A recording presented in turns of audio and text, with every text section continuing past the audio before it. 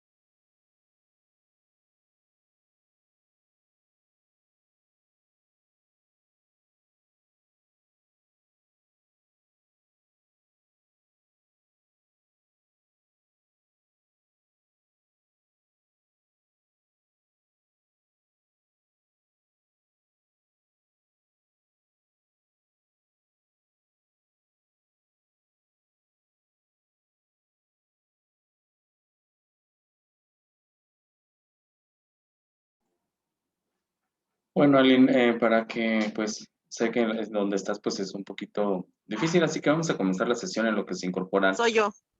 tus demás compañeras. Sale, Alin, no hay ningún problema, voy a comenzar a explicar para que aprovechemos todo el tiempo. Em, Bien, hace Sí, 8 días estábamos comentando acerca de lo que era o es el rechazo que se da por parte de alumnos o de docentes incluso a otros alumnos, ¿no? Que se da mucho en las instituciones educativas, hoy en día muy marcado, hoy en día tal vez conocido con otro nombre como bullying, pero que existe, ¿no? Que de alguna manera este rechazo pues repercute en lo que es el desempeño académico de los alumnos. Entonces comentábamos hace 8 días que hay muchos factores eh, con los que nosotros incurrimos incluso como docentes o factores que los demás digamos, demás alumnos consideran para pues llevar a cabo este rechazo que se da. Es muy, de pronto, ¿cómo decirles? Es de pronto un poco difícil como docentes trabajar con alumnos que son rechazados y trabajar con los alumnos que rechazan a otros, ¿no? Que de alguna manera, pues lo manejamos como discriminación por cualquier aspecto social, económico, político, sexual, forma de pensar, forma de vestir, o sea, hay muchos aspectos por los que se rechaza al alumno. En el caso particular de los docentes, el rechazo pues se da sobre todo cuando empezamos a etiquetar a los alumnos sin ver los factores por los cuales el alumno tiene un comportamiento, una conducta determinada. Hablábamos anteriormente de los problemas conductuales ya en sesiones anteriores y pues decíamos que es importante indagar en qué es lo que está originando que un alumno se comporte de determinada manera. O sea, los alumnos son un mundo de situaciones que tienen problemas familiares, emocionales, económicos también. O sea, hay muchos aspectos que pueden influir para que el alumno se comporte de una manera y para que esto se vuelva un motivo de rechazo dentro de las instituciones. Sobre todo, el rechazo que se llega a dar de alumno a alumno o de docente a alumno, pues va a influir, como les comentaba al inicio, en la manera en que estos se desempeñen en la escuela, en cómo se sientan a gusto dentro de la institución educativa y también en la confianza que tengan con sus docentes a partir de estos rechazos que puede haber. Y vemos que las situaciones pueden agravarse bastante, perdón, si no se trabajan a tiempo, inclusive llegando a lo que es la deserción escolar, o sea, donde muchos alumnos prefieren ya no ir a la escuela, alejarse de la institución por el rechazo que existe de sus compañeros o por el rechazo que existe incluso de los docentes.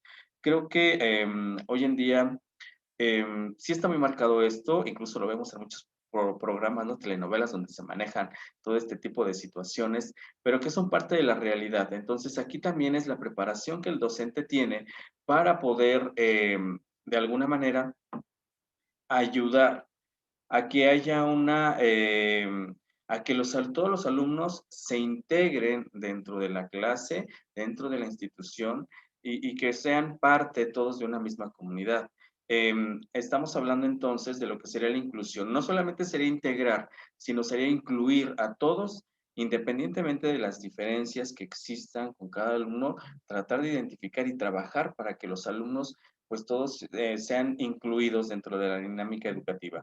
Hoy en día hablamos de aulas diversas, todos los alumnos son diferentes, todos tienen diferentes características, pero nuestra misma sociedad a veces las mismas conductas que vamos adquiriendo en el medio social donde nos desenvolvemos, pues hace que veamos a otras conductas como anormales, como no parte, y vamos discriminando, ¿no? Entonces, hoy en día hay mucha discriminación por parte y rechazo por parte de los alumnos o de los docentes a ciertos alumnos, que esto no debería de ser, ¿no? Pero desafortunadamente existe. Entonces, a veces nosotros como docentes no estamos preparados para enfrentar una situación de esta, para manejar el rechazo por parte de alumnos.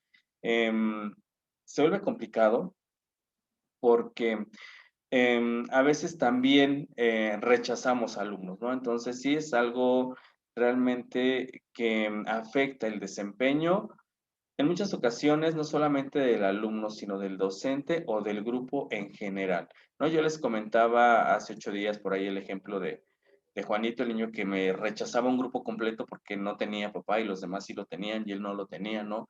Y cómo hacer entender a los demás niños que de pronto, pues el hecho de no tener un papá que viva físicamente con él, no significa que es diferente a los demás, ¿no? O que implica una diferencia con la cual no puede incluirse en el grupo. Entonces, eh, en mi caso se me hizo muy complicado, tuve que pedir apoyo a psicólogo, ¿no? Para poder, el psicólogo no para mí, pero sí para una plática con los niños, para que pudieran entender que el hecho de que Juanito no tuviera a su papá, ¿no? Por las diferentes razones que sean que no estaba con él, no lo hacía un niño diferente, un niño que no encajara con el resto del grupo, ¿no? Entonces, imagínense, pero las diferencias son enormes. En la otra escuela, en otro colegio donde estaba, el colegio canadiense, que es también la universidad donde estudié, que ya les he puesto varios ejemplos de ahí, también ahí había varios alumnos rechazados,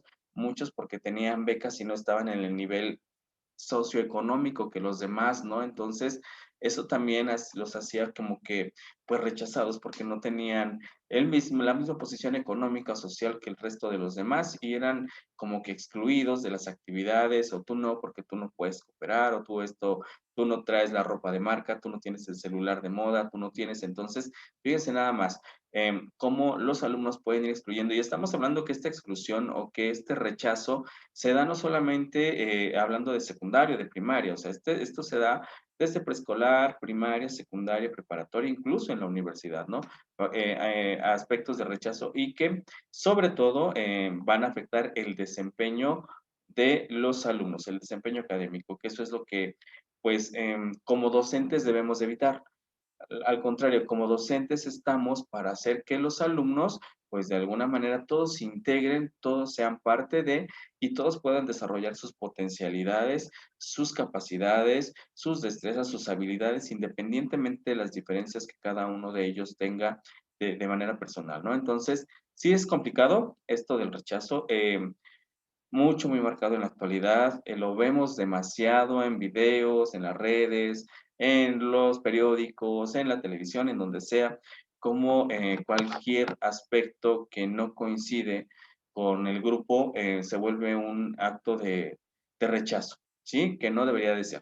No debería de ser, pero desafortunadamente así es nuestra sociedad, cómo va cambiando y cómo va marcando estas diferencias. Y aquí lo importante es cómo saber cómo abordarlas para trabajar y no ser parte de, que el docente no sea parte también de los que etiquetan y rechazan a sus alumnos, porque también se da. Generalmente a veces tenemos alumnos a los que tal vez no nos caen bien o demás y vamos rechazando, vamos excluyendo por esa misma situación, cosa que no deberíamos de hacer, pero bueno, también sucede, ¿sí?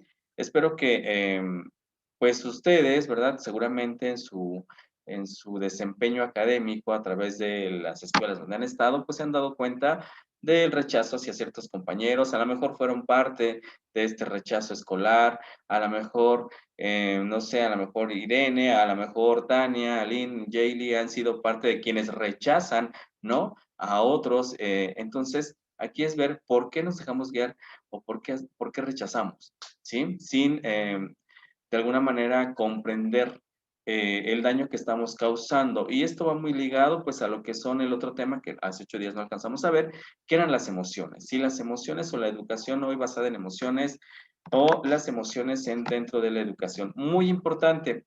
Con su compañera Jaylee habíamos hablado anteriormente en otra materia, no sé, creo que ustedes ya llevaron neurociencias aplicadas a la educación también.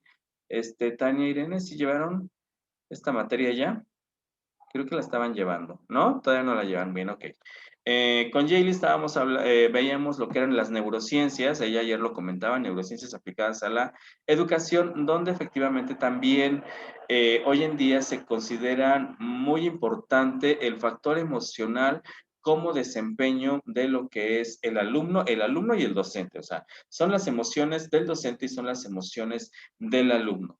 Entonces, y no solamente estamos hablando del docente y el alumno, o sea, Tania utiliza las emociones para ir a trabajar, obviamente, y en base a esas emociones se desempeña durante el día, lo mismo que Aline, lo mismo que Jaylee con sus niños o que Irene con sus niños, ¿no? A veces nos apropiamos también de las emociones que vemos en los niños, hay que tener empatía, obviamente, o con quienes trabajamos, somos empáticos y demás. Pero aquí lo que estamos nosotros, o lo que hay que tratar ahora de trabajar es con estas emociones. Cada niño es, o cada alumno y cada docente tenemos diferentes emociones.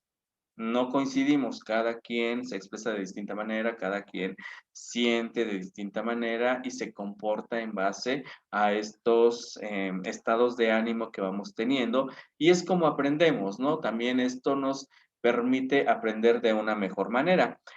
Hace 8 días, bueno, que ya investigaron. Tania, ¿usted qué investigó? A ver, recuérdeme de lo que vio de las emociones para la educación.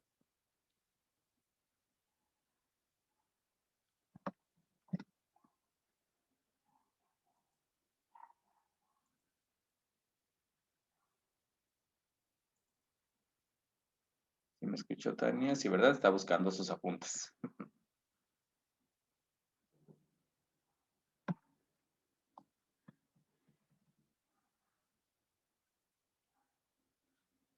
Bueno, lo que Tania nos comenta, pues es muy,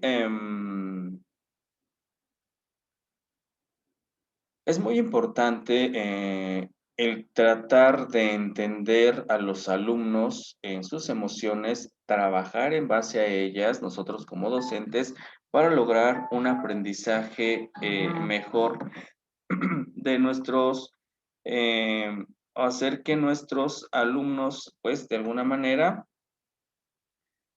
puedan desempeñarse mejor. Permítanme por aquí, su compañerita me está enviando tareas, ya. Ahora sí, discúlpenme. Tania, ahora sí nos puede apoyar. Pues prácticamente serían, pues, bueno, yo lo veo más como lo que sentimos, como lo que representamos, como lo que hacemos, como nos expresamos. Va a haber ocasiones a lo mejor en que va a haber alumnos, vaya que todos están felices y alguno te puede expresar alguna emoción, pues, de tristeza o pues sí, más que nada son las expresiones que nos hace, que hacemos notar a las demás personas. Por ejemplo, a mí siempre me pasa que me dicen, hola Tania, y yo, hola. Y luego, ¿estás enojada? Y te quedas así como que, pues te dijeron hola, pues ¿qué quieres? Y todos te decían, y luego, bueno, a mí, por ejemplo, siempre me pasa, es que parece que estás enojada, contestas de mala manera, pues yo me quedo así como que, pues, ¿qué quieren que les diga? Si me están diciendo hola, pues ese es hola. Son, pues sí, yo lo veo más así como que lo que unos ven de ti, pero al final de cuentas no lo eres, no estás de ese, digamos, ese nivel emocional en el que estás. Sí, las emociones, bueno, como veíamos en las diapositivas anteriores, y yo creo que ya todas lo han manejado, lo que son la tristeza, la ira, el enojo, la angustia, todas estas emociones, pues un niño nos puede llegar enojado, un niño nos puede llegar triste, un niño nos puede llegar contento, un niño nos puede llegar angustiado, o sea, cada niño llega a la escuela con una emoción diferente. Aquí lo que se trata, pues, es de cómo el docente va a atrapar esas emociones, digámoslas, para manipularlas y hacer que todos puedan aprender. ¿Sí? Entonces, como bien dice aquí, todas las emociones son importantes para todo el aprendizaje, todos, desde el preescolar hasta la universidad. Y yo creo que pues lo he visto en muchas ocasiones con ustedes, están angustiadas, están preocupadas, que el trabajo, que el estrés, que esto, que el otro. Lo vieron conmigo como docente tal vez las 2 semanas pasadas, entre que mis ideas coordinan o coordinan, no sé qué digo, qué pienso, qué hago, o sea, se ve hasta en las expresiones que nosotros tenemos, y eso lo vemos hasta con los niños, así como a Tania, que le dicen que siempre está enojada, pero pues ya es parte de su personalidad el estar así.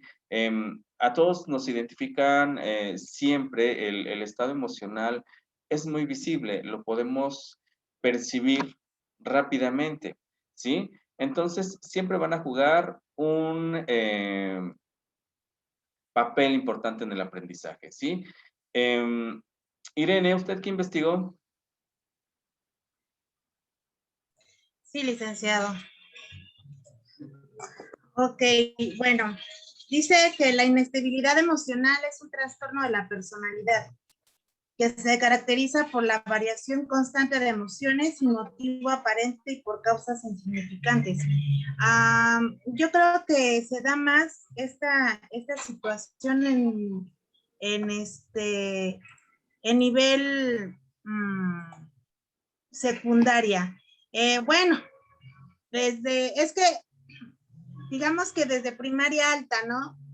Primaria baja, que es primero, segundo, tercero, como que todavía son niños y como que todavía todo lo toman a juego, pero lo que ya es primaria alta, que a partir de cuarto, quinto, sexto y de secundaria, se hace más esta inestabilidad emocional.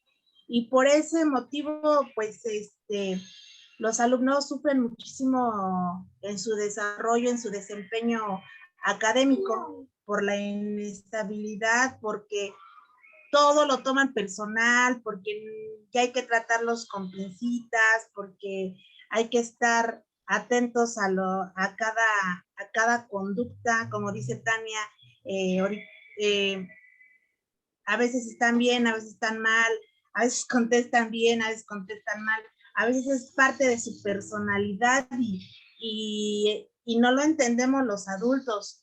Entonces nosotros como docentes creo que es importante conocer que estas emociones hay que saber cómo identificarlas, hay que trabajar, hay que conocer mucho de estas emociones, de estas neurociencias, porque nos ayudará a que nuestros alumnos pues desarrollen bien sus habilidades, tengan un aprendizaje significativo, porque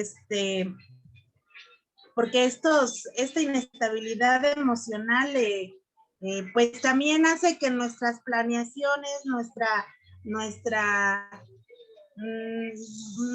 cómo organizamos la clase, pues no funcione por una cosita, y yo la verdad he vivido un buen de situaciones, no como maestra, sino como alumna, y que los profesores se han quedado en shock, ¿qué hacer? Y entonces yo me acuerdo de eso y digo, ¿yo qué haría en ese lugar? ¿Cómo yo actuaría? Yo me acuerdo muy bien de un alumno, de un compañero, que agarró una butaca y se lo aventó al maestro. El maestro se lo prometió, que se quedó en shock, no supo qué decir. Los alumnos mejor actuamos, lo sacamos, lo tranquilizamos. Y yo me pregunto, ¿qué yo haría? ¿Qué haría yo con esto? Porque el muchacho estaba bien y de repente, nada más porque le dijo, creo que le llamó la atención o le pidió la tarea, no recuerdo bien, el muchacho explotó. Y yo digo, ¿cómo yo actuaría con estas emociones, no? ¿Cómo voy a hacer? La verdad, no tengo una solución, porque no, como les voy a repetir, no he vivido, pero sí lo he vivido como alumna, y yo creo que sí. Buenas noches. Hola, Antoine, buenas noches. Y entonces sí, licenciada, ¿Cómo están? Bien, Antoine, ¿y tú? ¿Y tú? ¿Y tú? También. También. Gracias. Qué bueno. Gracias. Adiós, Antoine. Adiós. Adiós. Déjame decir. Entonces, sí, sí, y como dice aquí, dice, toda persona inestable vive una montaña rusa emocional. A veces están alegres, a veces están tristes, a veces están enojados, a veces están deprimidos. Entonces, sí, y hay que tener también mucho tacto con estos alumnos. Pero bueno, en preescolar siento que todavía no lo vivimos. O no, es que ellos son un poquito más tranquilos, que sí lo hay, sí hay niños que tienen esta inestabilidad, pero como que sus mismos compañeros preescolar los integran, entonces no hay tan pues bueno, no es muy marcado, pero yo creo que sí ya en un nivel más de adelante sí es más visible. Sí, gracias, Irene. Sí, como dices, esta inestabilidad emocional que perjudica a los alumnos, pero acabas de tocar un punto importante. Sí, siempre estamos hablando del alumno, pero hablando de la práctica docente, trabajar con los alumnos, trabajar con sus emociones, pero yo como docente, ¿qué hago con mis emociones, no? Porque no solamente son las emociones del alumno, sino las emociones también mías, porque yo tengo problemas, porque yo también tengo mis angustias, mis miedos, mis tristezas, mis enojos y todo lo demás, cómo las manejo y cómo se las demuestro al alumno y cómo hago para trabajar correctamente con mis alumnos, ¿no? Por ejemplo, en el ejemplo que nos, vale la redundancia, en el ejemplo que nos mencionas de lo que sucedió con el profe, ¿no? De pronto, efectivamente, yo, profe, ¿cómo manejo la situación? Pero yo, profe, ¿cómo me quedo? O sea, como dijiste, se queda en shock. Tal vez a mí, no sé también yo qué hubiera hecho si me avientan la butaca. Me han pateado, me han pellizcado, me han gritado, eso sí, también. eh, me han retado, ¿no? Todo eso me ha pasado, sobre todo con niños precisamente primaria, quinto, sexto, ¿no? También chiquillos, hubo una niña por ahí que me dio una patada un día de frío en la espinilla, que imagínense. Pero también aquí, cómo nosotros manejamos nuestras emociones, cómo el docente maneja sus emociones para poder trabajar, ¿sí? Es bien complicado ¿Y porque qué hizo, profe? ¿Mandé? ¿Y qué hizo cuando le ¿Qué hice? pegaron? Pues les voy a decir, por ejemplo, qué hice, ¿no? Apliqué parte de la escuela tradicional, pero me funcionó, debo decir. Con la niña que me pateó era porque era una niña agresiva, debo decir. pero ese día estaba insoportable y entonces le pedí que se saliera del salón, de buena manera, salte del salón, porque pues en lugar de que me ayudes, pues me estás perjudicando a todo el grupo prácticamente, ¿no? Hacía mucho frío, no llevaba suéter la niña prácticamente, pero pues también cuando uno, y tuve que aprenderlo y lo he aprendido en la práctica, cuando uno les dice un castigo o un premio, hay que cumplirlo, ¿no? Porque eso es parte de esto. Entonces, la niña no se quería salir y le dije, te sales, me retó, no me salgo, usted no me manda, usted no es mi mamá, usted no es mi papá, todo esto, ¿no? Le dije, pues te vas a salir porque estando en mi salón, pues yo mando.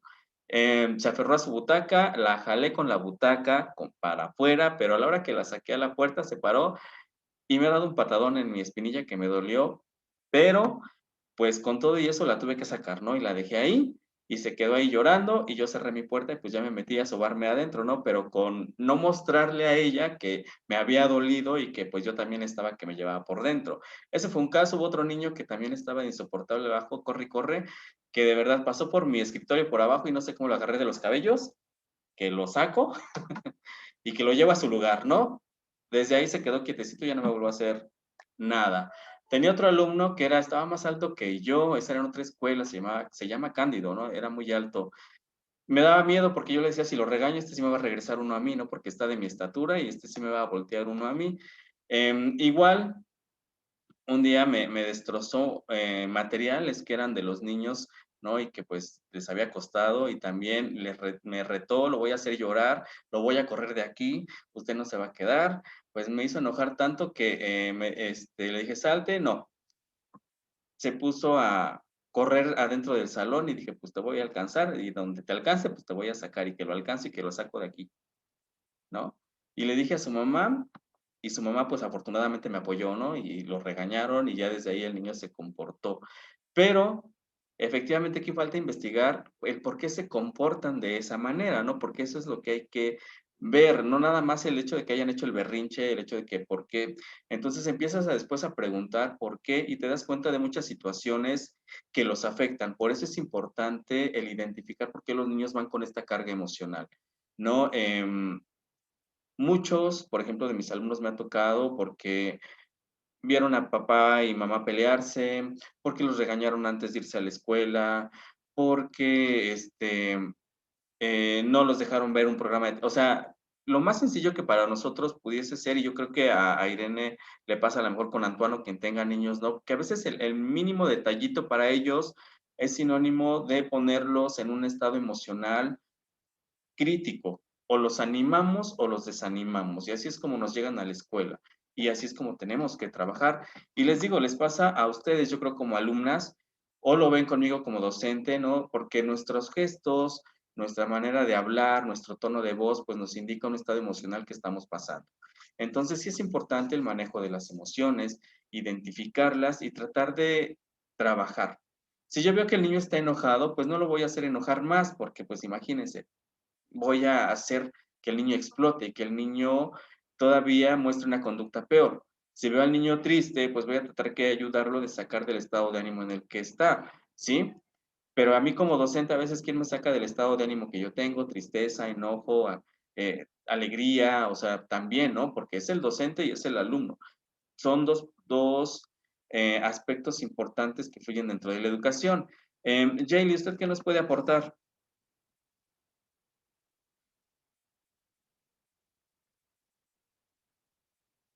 Su micrófono, Jay. ¿Sí?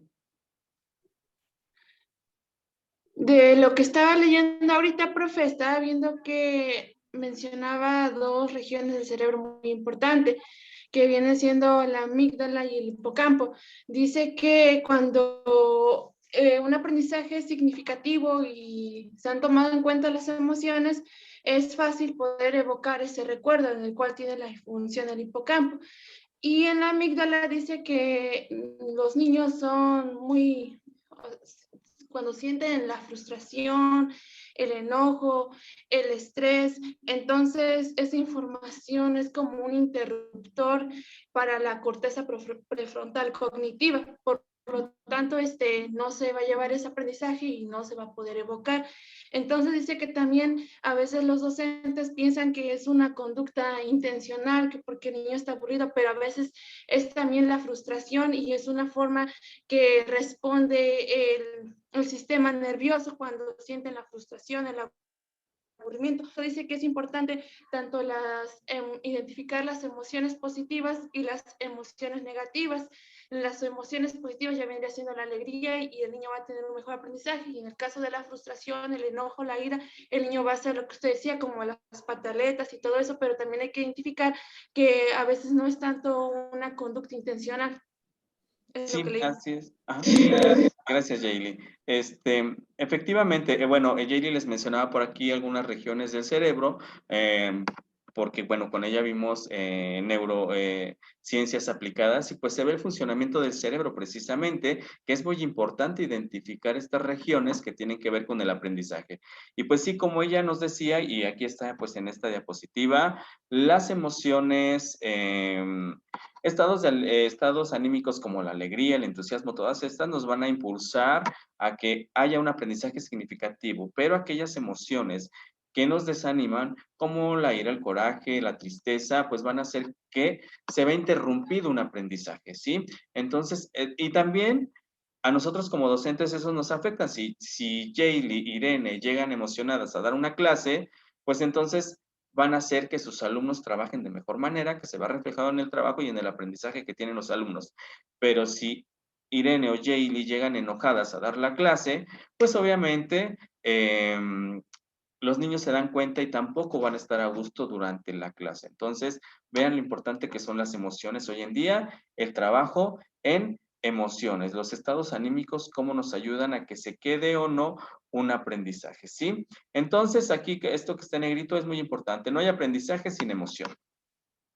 Sobre todo las emociones positivas, pues nos van a dejar un aprendizaje. Las emociones negativas van a servir, como bien lo dijo Jaylee, como un interruptor para que los aprendizajes no se queden. Entonces, es difícil porque realmente sí se vuelve complicado para nosotros docentes el manejo de emociones, ser empáticos. Acuérdense que aquí hay que ser empáticos, ponernos en el lugar de los niños por las situaciones que están pasando. Y también de pronto entender que nosotros tenemos emociones y que también en base a eso funciona nuestra manera de enseñar. Yo les ponía de ejemplo, hace 8 días, ¿sí? Irene. Ay, perdón, licenciado. Fíjese que, bueno, me estaba yo acordando ahorita que dijo sobre que también hay que ver nuestras emociones. Eso es lo que estamos viendo en Consejo Técnico Escolar. Están viendo las emociones de los maestros, porque ahorita están sufriendo mucho, pues es mucho estrés, malgaste, ¿cómo se diría? Cognitivo, no sé, como que es más trabajo y estamos siendo muy atacados. Entonces, como que sí están viendo ahorita las emociones de los maestros. Y creo que es algo muy importante esto, como usted dice, ¿no? No nada más son las emociones del alumno. Si nosotros estamos bien como maestros, yo creo que vamos a poder llevar a cabo un problema o que se nos presente un problema como este con los alumnos. Pero si al maestro, perdón, por tanto ruido, pero si al maestro lo ponen como en segundo término, entonces no, creo que no daría buenos resultados, licenciado. Porque, pues tenemos que estar bien como docentes.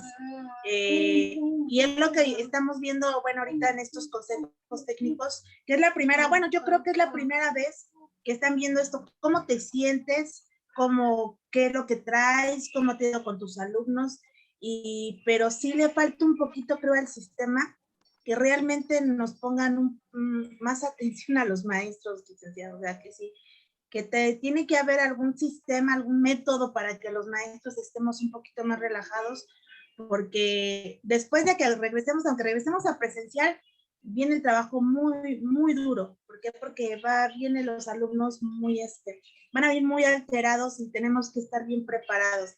Y el sistema se tiene que preocupar por los maestros. Sí, gracias, Irene. Efectivamente, acuérdense que siempre hablamos, y les he dicho, a veces hablamos mucho del alumno, pero el docente es un factor determinante en el aprendizaje y obviamente sus emociones. Y en este momento, así como ustedes de pronto sienten frustración porque el internet, porque no me pude conectar, porque las tareas ya no se subieron, porque no le escuché al profe, porque lo demás, créanme que es la misma angustia que sufrimos los docentes. ¿No? Irene, que está en este medio, pues sabrá que es igual. Yo cada que voy a empezar la clase, lo mismo estoy sufriendo y casi sudando aquí de que no se me vaya a cortar el internet, no se me vaya a ir la señal, que me estén escuchando todos, que me estén viendo. Y a veces, si ustedes se dan cuenta, de pronto como que se me va la idea porque estoy viendo que ya me marcó que el internet está inestable o que ya alguien me mandó un mensajito por acá, no me escucho. Entonces, tenemos una serie de emociones terribles. Es frustrante y eso hace que tampoco nos desempeñemos bien. Y si obviamente nosotros docentes estamos para enseñar, ¿no? Y ayudarle al alumno a aprender, pues si estamos mal nosotros, pues imagínense cómo vamos a tener al alumno. Y yo les ponía de ejemplo lo que me pasó hace o estas 2 semanas pasadas, ¿no? Yo les decía ayer, ya me veo más cuerdo, ya creo que mis ideas coordinan, pero a lo mejor hace 15 días ni siquiera me entendieron nada de lo que dije, a lo mejor hace 8 días medio que me captaron algo, a lo mejor ni yo sabía lo que estaba diciendo por la serie de emociones que estaba pasando y que influyó en mi trabajo, ¿no? En el que ustedes de pronto me dijeron, sí, profe, ya mejor córtela, está bien, gracias, nos vemos la próxima clase, casi, casi así me dijeron de pronto, ¿no? Porque a lo mejor me vieron que yo no estaba ni en la condición para darles la clase, ¿no? Entonces, imagínense, así como yo tenía unas emociones, Irene llega de pronto al trabajo a su clase pensando en que Antoine necesita esto, o que la casa hace falta esto, o que ya me pasó esto. Tania a lo mejor cuando se va a trabajar ya se peleó con el novio y entonces ya llega y atiende a todos mal, o ya se peleó con mamá o con papá y eso influye en su trabajo. Lo mismo le puede pasar a Yaeli. O sea, las emociones van a influir en cómo nosotros nos comportemos durante ese momento. Y en el caso de los docentes, pues se nos exige bastante, ¿no? Porque somos los responsables de que el alumno aprenda, pero a veces se les olvida que también sentimos y que también tenemos emociones y que se deben de trabajar para que nosotros podamos rendir mejor en el trabajo, ¿no? Que es lo que ahora se está viendo precisamente. Pero aún con eso, pues falta mucho, yo creo, por trabajar en esta parte de emociones, tanto con alumnos como con docentes. Ajá. Y muchos todavía docentes, pues dejamos como que a un lado la parte emocional, ¿no? Como que no me importa lo que sienta mi alumno o lo que yo sienta, ¿no? El chiste es que se cumplan mis contenidos, mis planes, mis programas, porque eso es lo que se nos exige, ¿no? O sea, a mí cuando me llegan a evaluar como docente no me preguntan si estuve feliz, si estuve contento. A mí me van a preguntar cuántos alumnos aprendieron, por qué asistieron, por qué no asistieron, cuántos contenidos abarcaste, ¿no? Eso es lo que me van a preguntar, no mis emociones. Entonces, sí hay un buen trabajo por hacer en materia de emociones en la educación en México, que se está trabajando últimamente. Y para eso nos van a servir parte de las neurociencias, como bien lo comentaba tanto Irene como Jaylee, hace un momento, ¿sí? Hasta aquí, ¿alguna duda, chicas? ¿Todo bien? Tania, Jaylee, Irene, Dulce, Aline, todo bien.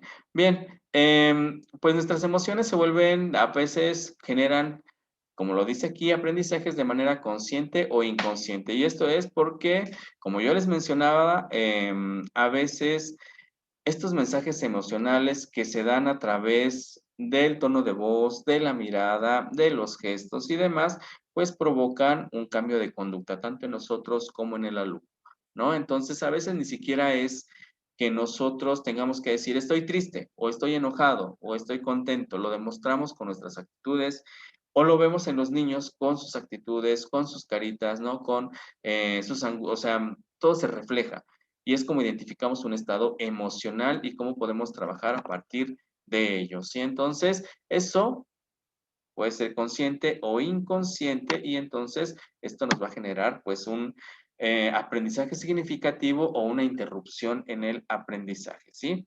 Entonces, así es como se manejan pues las emociones. Esperemos que, sabemos que nos falta mucho, no somos psicólogos, pero somos pedagogos, somos licenciados en educación también, que tenemos que saber sobre esto y aprender a entender las emociones, ¿sí?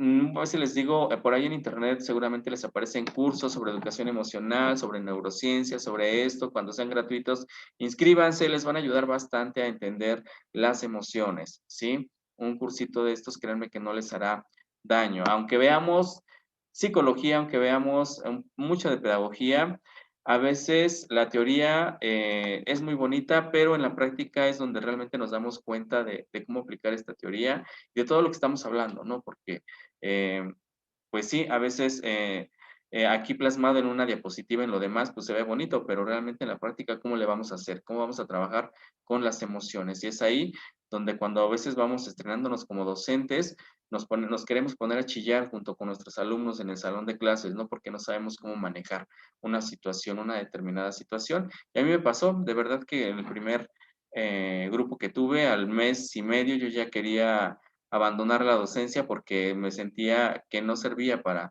la docencia, porque no entendía a los alumnos, porque no me entendían a mí por una serie de emociones y demás, que no era lo que yo esperaba, ¿no? Porque se nos pinta todo bonito, los niños son bonitos, los niños son tiernos, los niños son lo mejor que hay, ¿no?